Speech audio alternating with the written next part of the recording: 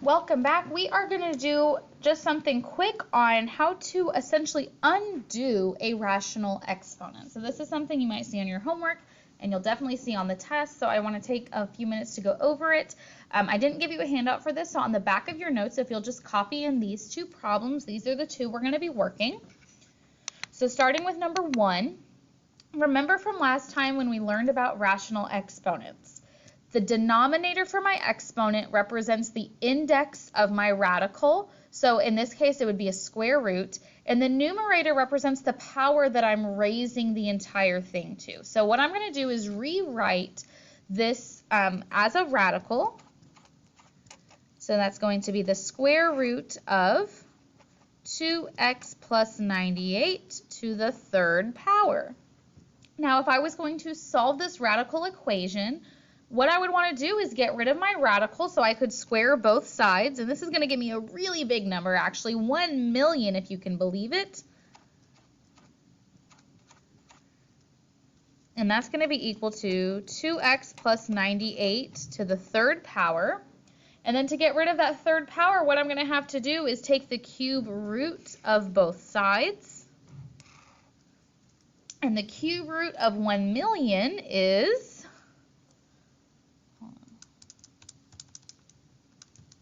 100. So 100 is 2x plus 98. I can subtract 98 to get 2. Divide, and I find that x is 1. So this is how you can solve these by hand. And let's talk through essentially what we did. I squared 1,000, and then I took the cube root. If I were to represent those two operations in a rational exponent, what would that be? Think about it for a minute, maybe write it down. Remember, your denominator is the index for the radical and your numerator is the power.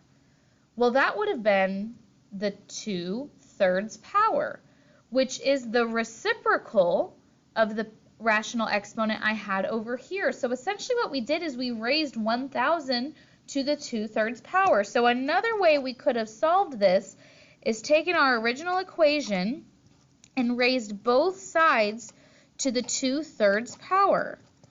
And what this is going to do to both sides is on this side it's going to undo my exponent. And on this side it's going to give us a shortcut to get to 100. And you can do this in your calculator actually.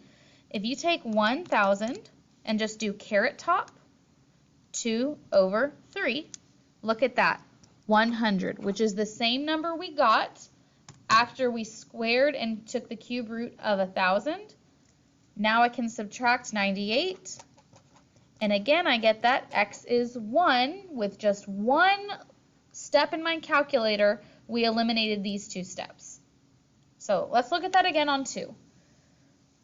Now, on 2, we can follow that same principle of doing the inverse rational exponent, but we need to think about order of operations first. Just like in the notes we did today on the front side, our radical needs to be by itself. And so think about it this way. Which part of this equation would have a radical if I were to rewrite it in radical form?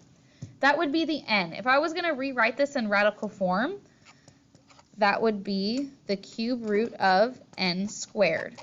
And if I want to get that radical by itself, I would have to add 10 to the other side. So it's the same concept here. This term that has the rational exponent needs to be alone.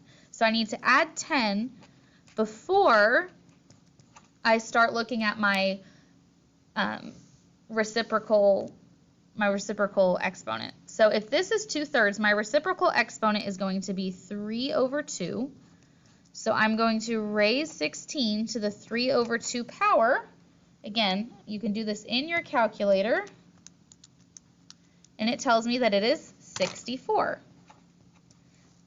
Now, if I were to solve this by hand, let's show that we would get the same answer. So if I had the cube root of n squared is 16, the first thing I would want to do is get that cube root to go away so I could cube both sides. And 16 cubed is 4,096. Now, if I want to get rid of that square, I would do the square root of both sides and find that n is in fact 64. So we did the same thing. We cubed it and took the square root. Cubed it and took the square root. So you have two ways for solving these types of equations. Again, reciprocal, that just means flipping the fraction upside down, exponent, or rewrite it as a radical and rescue your your variable.